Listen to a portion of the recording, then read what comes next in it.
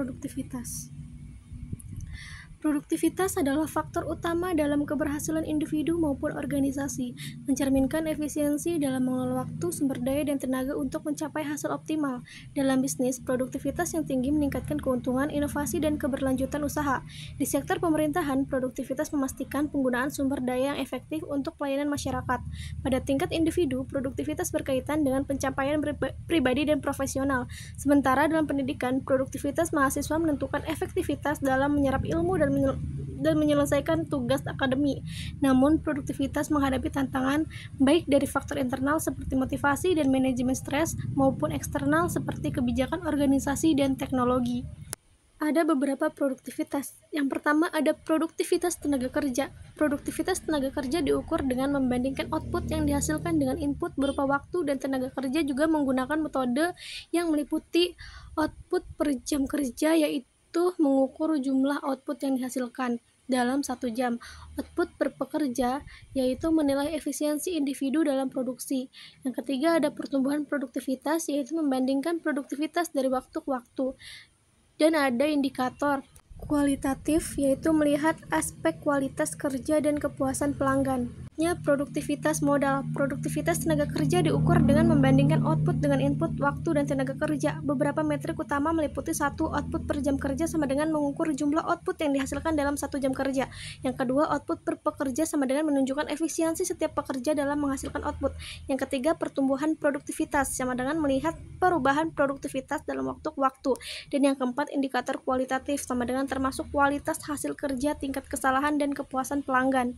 Selanjutnya, produktivitas manajerial. Manajemen berperan penting dalam meningkatkan produktivitas organisasi dengan 1. Perencanaan strategis menetapkan tujuan dan mengelola sumber daya secara optimal. Kedua, budaya inovatif mendorong kreativitas, kolaborasi, dan komunikasi yang efektif. Ketiga, adaptasi dan solusi cepat mengidentifikasi hambatan dan menerapkan langkah korektif. Dan yang keempat, pemanfaatan teknologi menggunakan sistem digital untuk efisiensi dan daya saing. Dengan kepemimpinan yang efektif, organisasi dapat bekerja lebih sinergis, adaptif, dan mencapai hasil yang optimal. Selanjutnya ada produktivitas total. Produktivitas total mengukur efisiensi penggunaan sumber faktor produksi termasuk tenaga kerja, modal, teknologi, dan manajemen dalam menghasilkan output. Keberhasilan produksi tidak bergantung pada satu elemen saja, tetapi pada sinergi antar faktor. Pendekatan ini menekankan perbaikan berkelanjutan dan inovasi untuk meningkatkan efisiensi dan daya saing. Evaluasi produktivitas total memberikan gambaran kinerja ekonomi, membantu manajemen mengoptimalkan sumber daya, serta mendorong pertumbuhan ekonomi yang berkelanjutan. Pembahasan yang kedua itu ekivalensi. Ekivalensi adalah hubungan kesetaraan antara dua hal yang memiliki nilai, makna, fungsi, atau efek yang sama, meskipun mungkin berbeda dalam bentuk atau tampilannya. Dalam berbagai konteks, ekivalensi dapat memiliki makna yang sedikit berbeda, namun intinya tetap sama. Selanjutnya ada konsep ekivalensi, yaitu ada di bidang matematika, yang mana dua objek dianggap ekivalen jika memiliki sifat yang sama dalam relasi ekivalensi. Yang kedua, logika, yaitu dua pernyataan dikatakan ekivalen jika selalu memiliki nilai kebenaran yang sama. Dan yang ketiga, bahasa. Ekivalensi dalam menerjemahkan berarti menyampaikan makna yang sama dari satu bahasa ke bahasa lain. Ekivalensi perusahaan merujuk pada metode perbandingan perusahaan yang dilakukan berdasarkan kinerja, nilai, dan ukuran bisnis yang sebanding. Konsep ini digunakan dalam berbagai analisis keuangan, investasi, dan strategi bisnis untuk menilai sejauh mana perusahaan yang berbeda dapat dibandingkan secara objektif. Ekivalensi perusahaan penting dalam berbagai konteks untuk perbandingan perusahaan seperti investasi dan valuasi, analisis industri, M&A, merger and acquisition, dan efisiensi operasional. Perbandingan perusahaan dalam ekivalensi kinerja. Perbandingan perusahaan dalam hal ekivalensi kinerja dapat dilakukan melihat berbagai metrik keuangan dan operasional yang mencerminkan efektivitas dan efisiensi suatu perusahaan. Berikut ini adalah beberapa cara umum untuk membandingkan kinerja perusahaan secara ekivalen. Yang pertama ada profitabilitas, berguna untuk mengukur seberapa baik perusahaan menghasilkan keuntungan dari operasinya. Yang kedua ada efisiensi operasional, digunakan untuk menilai seberapa baik perusahaan mengelola aset dan modalnya. Yang ketiga ada likuiditas dan solvabilitas, yaitu menunjukkan kemampuan perusahaan untuk memenuhi kewajiban keuangan jangka pendek dan panjang. Pertumbuhan untuk mengukur seberapa cepat perusahaan berkembang. Pembahasan selanjutnya yaitu penyebab dan dampak peningkatan produktivitas. Menurut Hasibuan 1996 halaman 126, produktivitas adalah perbandingan antara output dan input. Jika produktivitas naik ini hanya dimungkinkan oleh adanya peningkatan efisiensi dan sistem kerja, teknik produksi, dan adanya peningkatan keterampilan dari tenaga kerjanya. Produktivitas kerja adalah kemampuan karyawan dalam berproduksi. Dibandingkan dengan input yang digunakan, seorang karyawan dapat dikatakan produktif apabila mampu menghasilkan barang atau jasa sesuai dengan diharapkan dalam waktu yang singkat atau tepat. Sumber yang mempengaruhi produktivitas antara lain bersumber dari pekerjaan, yaitu suatu pekerjaan yang banyak memerlukan gerakan yang dapat mengakibatkan produktivitas kerja menjadi rendah.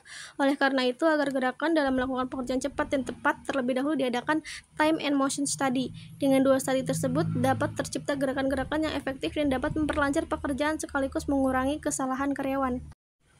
Yang kedua, bersumber dari karyawan itu sendiri. Semangat dan kegairahan kerja para karyawan merupakan unsur penting guna mencapai produktivitas yang tinggi. Maka sebaiknya pimpinan memperhatikan unsur penting tersebut seperti melalui gaji yang memadai, kebutuhan karyawan perlu diperhatikan, dan penempatan karyawan pada posisi yang tepat.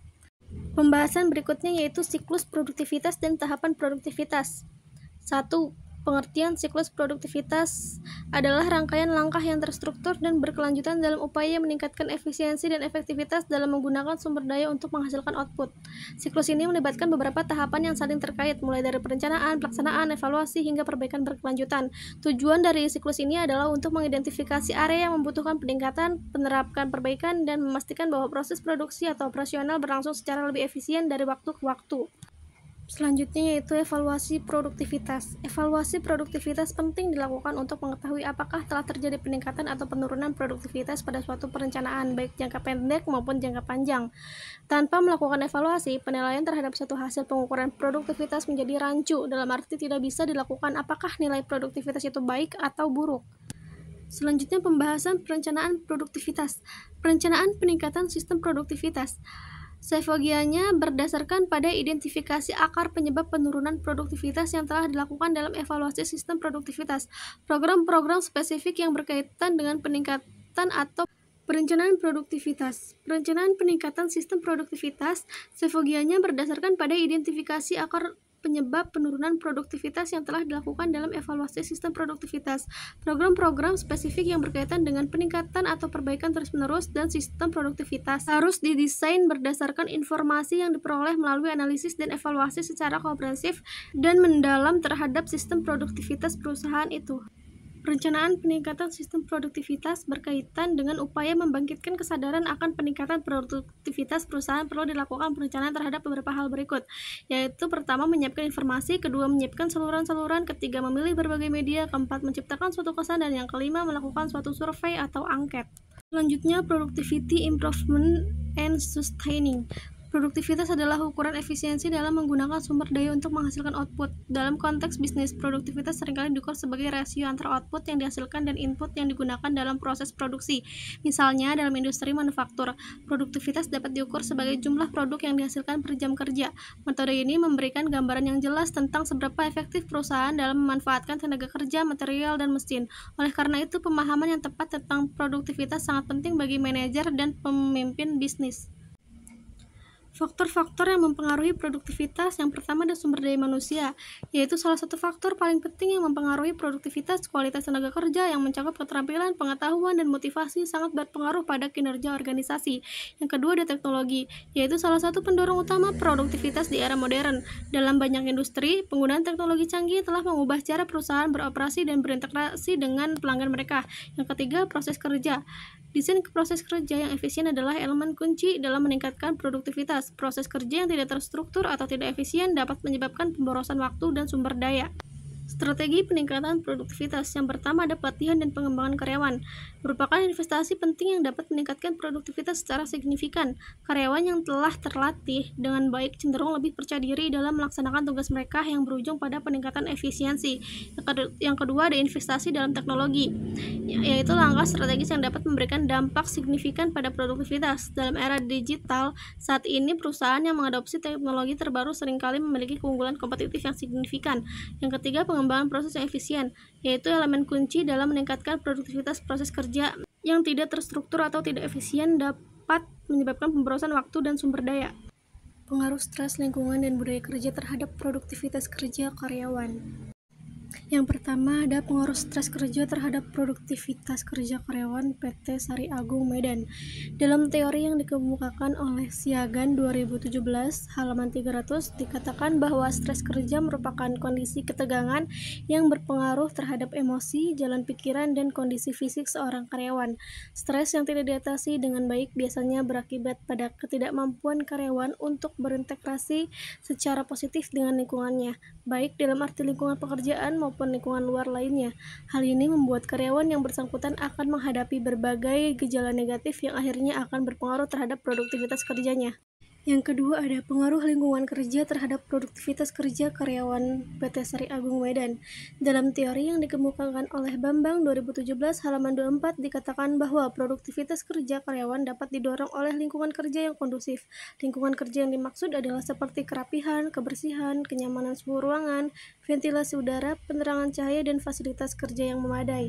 Yang ketiga ada pengaruh budaya kerja terhadap produktivitas kerja karyawan PT Sari Agung Medan.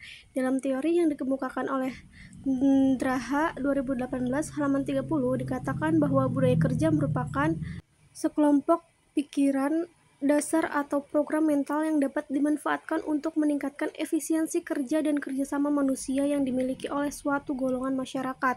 Ketika diterapkan dalam penelitian ini, golongan masyarakat yang dimaksud oleh teori tersebut adalah PT Karyawan Sari Agung Medan.